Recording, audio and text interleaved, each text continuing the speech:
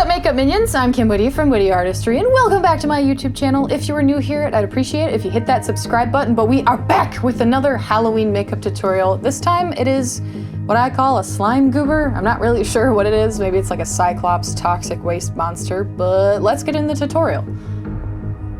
If you like me and like what I do here, it would mean the world to me if you became a sponsor on my Patreon page. Alrighty, starting off with blank skin, I'm going to be using a Ben Nye eyebrow pencil just to draw the design. This particular character was designed on paper first. I drew him out, sketched him out. Basically, the idea was just doing something with toxic waste and drips because they're fun to paint. I covered up my eyebrows just enough to make them flat so I can easily body paint over them with some Elmer's washable glue stick, powder, and now I'm done drawing in the shapes. And I'm going to be outlining them with green. So with a green body paint, I think I'm using Wolf here, I am outlining the drips with a detail brush. The edges of the drips are going to be a dark green, and I'll be later filling in the rest of the drips with a lighter green. With a very dark green, I'm going underneath the specific areas that are going to have a really big shadow. So this is where the drippy flaps are creating sort of like a cave or a shelf and casting a shadow beneath that. Now I'm going to be filling in patches of color. This is a new technique that I sort of discovered. I'm pretty sure other people know about it too, but I am blocking in color patches and then I later smooth them out with water.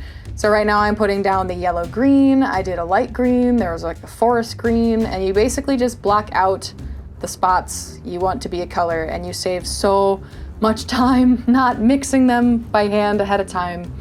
All right, so with that green, I guess it's just a grass green.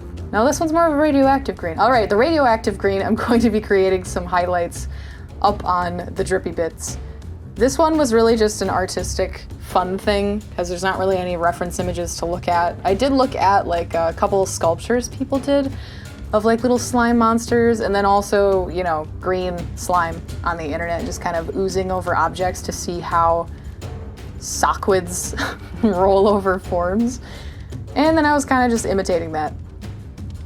All right, now is on to the blending and feathering part I was talking about. So with a wet brush, you're going to gently feather the colors together. This is going to give the illusion that everything was well thought out and super planned and nicely mixed ahead of time.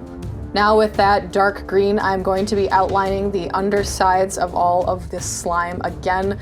This is just to create the illusion of a drop shadow that I will be blending out a little bit more to make it realistic, and then casting a larger shadow on certain parts that have a really big overhang. Now to highlights. With yellow or really light green, I am picking areas on the dripping forms near the bottom that are bulbous from all of like the liquid pooling. If you look at like honey as it like comes out of the bottle, it's really puffy at the end and it has like a highlight because it's round. So that's what I did there. And now I'm done with the chest part, excluding a couple little details we'll add at the end, but time to my face. Basically the plan here was I wanted a big drippy mouth that kind of reminded me of Scooby Doo monster characters, like the tar monster or like a blob monster, whatever. Just like a classic blob thing that has one eye and a big mouth with weird teeth and squishy gums. So I'm doing the same types of patternings on my head, leaving places for the mouth and the eyes, obviously, or the eye. Just one giant singular orb. Outline those drips with the dark green, and then I'm going to be filling in all of the remaining space with midtones and highlights.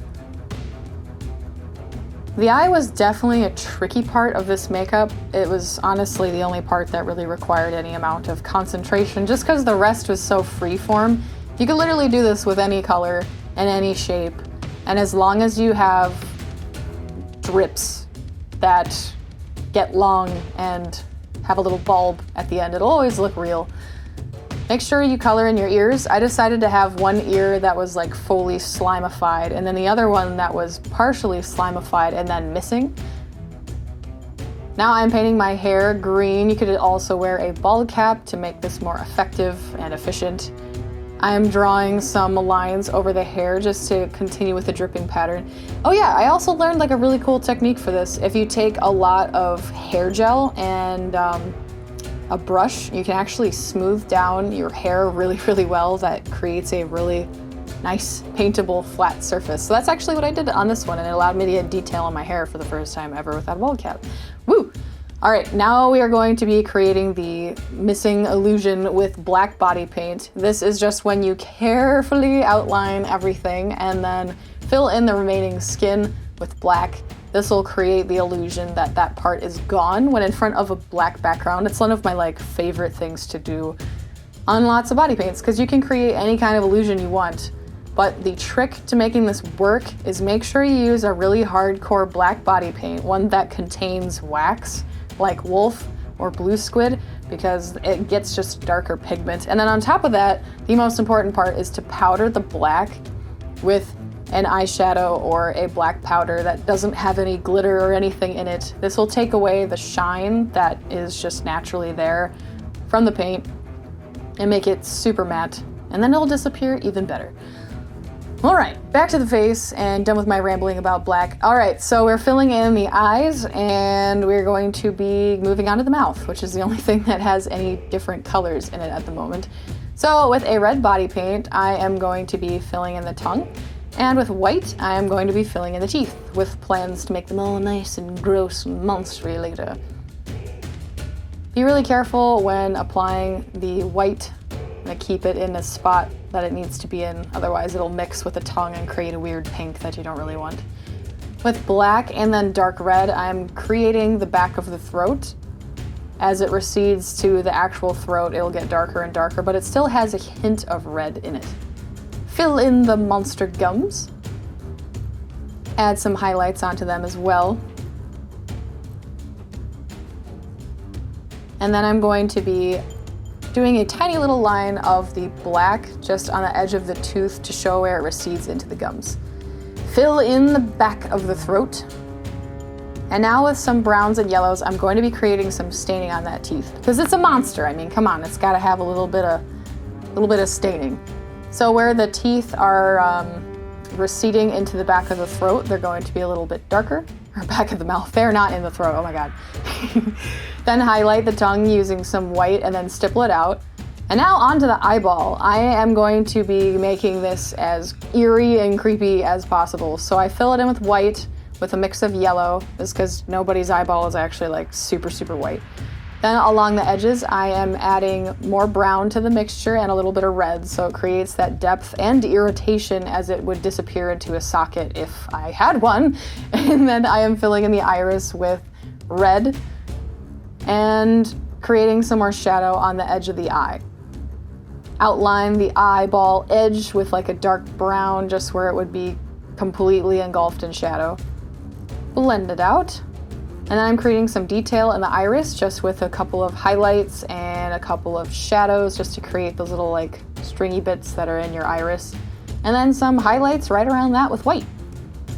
Add the pupil. Add some more shadowing. Be very careful with this part, you don't want to mess up the eye. Blend it out. And you're all done. Happy Halloween, guys. I have been having a blast. I hope you guys have too. I really like how this one turned out, and I really hope you enjoy your Halloween and let me know what you're going to be doing. Love you all.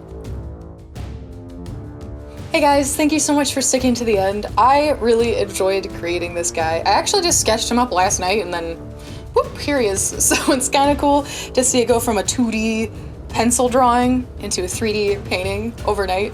I love you guys, and I hope you're having an awesome Halloween season.